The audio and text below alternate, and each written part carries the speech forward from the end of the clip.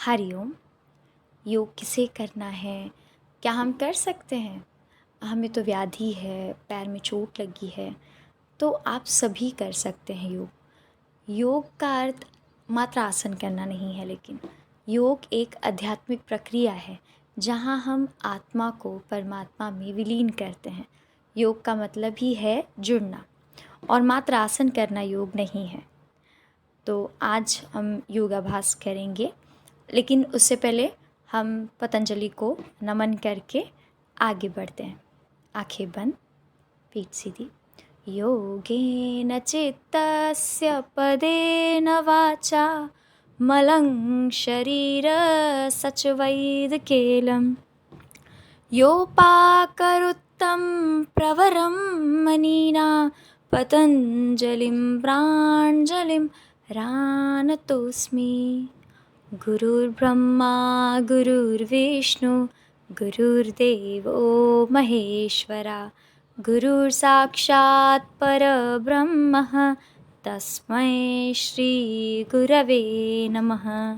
गुरवे नमः, गुरवे नमः। धीरे से आँख खोलेंगे। प्रार्थना हो गई। हम जब आसन करते हैं तो उसके पहले 4 अवस्थाएं होती हैं। तो आज हम उन अवस्थाओं के बारे में, उस स्थिति के बारे में सीखेंगे। इन्हीं 4 अवस्थाओं के माध्यम से हम सारे आसन करते हैं। तो जिस तरह नवजात शिशु जन्म लेता है तो सबसे पहले वो सिर्फ सोता है, उसकी अस्थियों में उतनी हलचल नहीं होती, जिसके कारण वो सिर्फ सोता है।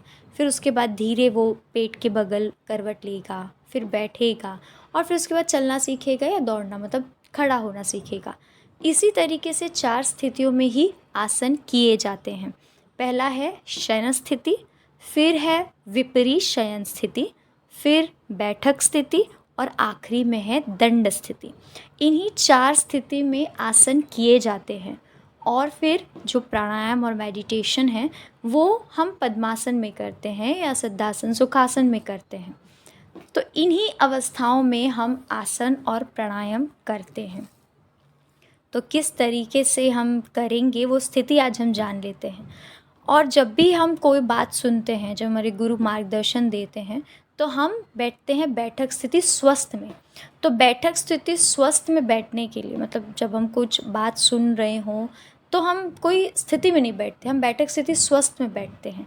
तो हम इस तरीके से इन 4 अवस्थाओं के बारे में और पद्मासन और बैठक स्थिति स्वस्थ के बारे में आज सीखेंगे। तो बैठक स्थिति स्वस्थ में बैठने के लिए पहले दोनों हाथों को, जो हमारे पैर हैं उसमें 2 से 4 फुट का अंतर होना चाहिए, और हाथ को पीछे रखें और कुबड़ निकाल के ना बैठे, सीधा बैठे। हाथ को पीछे, पैर में 2 से 4 फुट का अंतर। इस तरीके से बैठक स्थिति स्वस्थ दिखेगी। हम इसी से हम कोई भी स्थिति में जाते हैं, और हमेशा अंगों से जाए तो आपको याद रहेगा। तो शयन स्थिति में जाने के लिए हम 2 अंक लेते हैं। पहले दोनों पैर की जो दूरियां हैं वो कम कर ले, हाथों को सीधा रखें, एकदम सीधा, पीठ को सीधा रखें, कुबड़ निकाल के ना बैठे, और अंकों के साथ हमेशा स्थिति में जाना और आना, आसन करना आसान हो जाता है। तो हम दो अंकों में शयन स्थिति में जाएंगे। 1 में कुहनियों पे आएंगे और 2 में पूरे शरीर को ज़मीन पे लिटा देंगे। इस तरीके से हो गई शयन स्थिति पूर्ण। और 2 अंकों में ही छोड़ेंगे, 1 में कुहनियों पे आएंगे और दूसरे में कमर से सीधा हो जाएंगे। इस तरीके से शयन स्थिति पूर्ण हो जाएगी। एक और बार देखेंगे, हर आसन 2 बार। पहले कुहनियों पे आए 1 और 2 में लेट जाए। अब आसन स्थिति छोड़ेंगे, 1 में कुहनियों पे आए और 2 में कमर से सीधा हो जाएंगे। इस तरीके से हो गई शयन स्थिति पूर्ण। अब हम देखेंगे कि शयन स्थिति से बैठक स्थिति में और फिर बैठक स्थिति से विपरीत शयन स्थिति में। सीधा बैठे, कुबड़ निकाल के ना बैठे। अब बैठक स्थिति में, जब बैठक स्थिति में है तो विपरीत शयन स्थिति में जाने के लिए 6 अंकों का इस्तेमाल करते हैं। तो अब सीधा बैठे हैं, बैठक स्थिति में बैठे हैं, तो विपरीत शयन स्थिति में जाने के लिए हाथों को अपने शरीर के बगल में लगाएं, और जो लेफ्ट पैर है उसे 1 हम अपने थाइस के पास रखेंगे, 1, 2 में दूसरे पैर को, 3 में चौड़े पे आ जाएंगे, और 4 में जो हमारा दाहिना या बायां पैर है, जो आपको सही लगे, वो पीछे करेंगे, 4, 5 में दूसरा पैर, 5, और 6 में अष्टांग पोजीशन की मदद से हम नीचे आएंगे। तो घुटना, छाती और कपाल और फिर पूरा धड़, और हाथ को पीछे रखेंगे। पैर की जो एड़ियाँ हैं वो बिल्कुल सीधी होनी चाहिए, ज़मीन पे लगी होनी चाहिए। अब छोड़ेंगे भी 6 अंकों में। 1 में देखो पैर इस तरीके से नहीं रखे बल्कि इस तरीके से रखे। 1 में ये ताड़ तिरछी अवस्था में आएंगे, 1, 2 में बायां पैर आगे, 3 में दायां पैर आगे, 4 में चौड़े पे आएंगे और 5 में फिर दाहिना पैर हम आगे करेंगे, बायां पैर अपने हिसाब से। 5 और 6, इन्हीं 6 अंकों में हम विपरीत शयन स्थिति लेना और छोड़ना सीखते हैं। सीधा बैठे, याद रखें सीधा बैठे, कुबड़ निकाले नहीं। हमेशा हाथ को बाजू में रखें। एक और बार देखेंगे, 1, 2, 3 में चौड़े पे आएंगे, 4 में दाहिना या बायां पैर पीछे करेंगे, 4 और फिर 5, ये हो गई ताड़ तिरछी अवस्था। फिर 6, इस तरीके से हम बैठक स्थिति से शयन स्थिति में जाते हैं। हाथों को ज़मीन पे रखें, पैर को इस तरीके से ना बल्कि टिका के रखें। ये हो गई विपरीत शयन स्थिति पूर्ण। 6 अंकों में लेते हैं और हम 6 अंकों में से छोड़ते हैं। अब छोड़ेंगे, 1 में दोनों हाथ छाती के पास लाए और पैर को सीधा करें, 2 में ताड़ तिरछी अवस्था, 3 में बायां पैर आगे लाए, 4 में दूसरा पैर, 5 में हम पैर को आगे करेंगे 5 और 6 में बैठ जाएंगे। इस तरीके से हो गई बैठक स्थिति पूर्ण, विपरीत शयन स्थिति से बैठक स्थिति। हम अब ये बैठक स्थिति स्वस्थ से हम तीसरी अवस्था में जाएंगे जो कि है बैठक स्थिति। तो दोनों पैरों में अंतर है, हाथ पीछे की तरफ है, तो दोनों पैरों का अंतर हम कम करेंगे और दोनों हाथों को अपने शरीर के बगल में लाएंगे। इस तरीके से हो जाएगी बैठक स्थिति पूर्ण। तो हम वो देखेंगे कि कैसे करना है। 1 में हम दोनों पैरों के अंतर को कम कर देंगे और जो 2 में है वो हम शरीर के, जो हमारा हाथ है वो शरीर के बगल में रखेंगे। इस तरीके से बैठक स्थिति हो जाएगी पूर्ण। तो अभी हम हाथ पीछे रख के बैठक स्थिति स्वस्थ में हैं। अब हम जाएंगे बैठक स्थिति में। तो दोनों हाथों को सामने रखें और पैरों के अंतर को कम करें। ये हो गई बैठक स्थिति। 2 अंकों में ही करते हैं, 2 अंकों में ही छोड़ते हैं। कुबड़ ना निकाले, सीधा बैठे, जितना हो सके सीधा बैठे। तो इस तरीके से हो गई बैठक स्थिति पूर्ण। इसे लेने के और छोड़ने का भी 2 अंक ही है।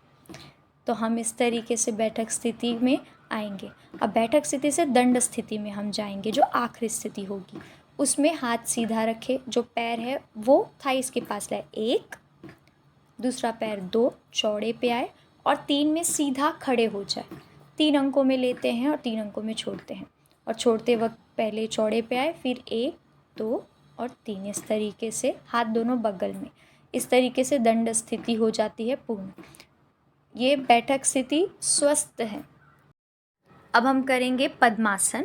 तो पद्मासन 4 अंकों में लेते हैं, 4 अंकों में छोड़ते हैं, जिसमें हमारी जो लेफ़्ट पैर है वो राइट जंघा पे होता है और जो हमारा राइट पैर है वो हमारी लेफ़्ट जंघा पे होता है। इस तरीके से हम रखते हैं। हम सामने से देखते हैं तो ज़्यादा अच्छे से समझ में आएगा। छोड़ते हैं पहले स्थिति को। अब हमारे पैरों में अंतर रखें और जो राइट पैर है वो लेफ़्ट जंघा पे और जो लेफ़्ट पैर है वो राइट जंघा पे रखें।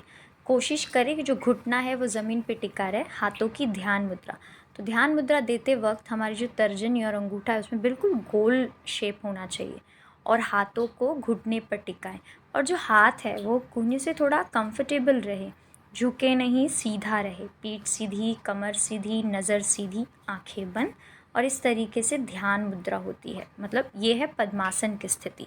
और इसी तरीके से हम पद्मासन को छोड़ते भी हैं 4 अंकों में। और हम पद्मासन और अगर ध्यान करें तो पद्मासन सबसे बेहतर स्थिति है हमारी ध्यान करने के लिए। हाथों को बहुत ही कंफर्टेबली हमारे घुटने पर टिकाएं, आंखें बंद रखें, कमर सीधी रखें, नज़र सीधी रखें, पीठ सीधी रखें। हाथों को बिल्कुल कंफर्टेबल रखें कि हम काफ़ी टाइम तक बैठ सकें। हाँ, कुछ लोग बहुत सीधा बैठते हैं तो उनके हाथों में दर्द होता है, तो थोड़ा सा उसको झुकाए। हाथों को जो हमारे हाथों की हथेलियाँ हैं उन्हें घुटने पर टिकाए आराम से। छोड़ते वक्त हाथों को एक बगल में 1 और जो 2 है उसमें राइट पैर जो ऊपर का पैर है वो सीधा करें 2, 3 में दूसरा पैर करें, चौथे में दोनों पैर के अंतर को कम कर ले। इस तरीके से पद्मासन स्थिति हो जाती है पूर्ण, लेते वक्त भी 4 अंकों में लेना है, छोड़ते वक्त भी 4 अंकों में लेना है।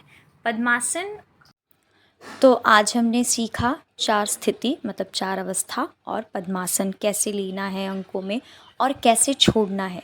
इसी तरीके से इन्हीं स्थितियों में, इन्हीं 4 स्थितियों में हम आसन करते हैं और पद्मासन में या स्वस्तिक आसन में हम मेडिटेशन करते हैं। तो इन्हीं 4 अवस्थाओं को याद रखना है और इन्हीं के द्वारा हम सारे आसन करेंगे। मिलते हैं कल एक नए वीडियो के साथ जिसमें हम पूरक हाल चाल सीखेंगे। में आप बहुत ज़रूरी, आप सीखिए। भी कोई दिक्कत आए प्लीज़ कमेंट बॉक्स में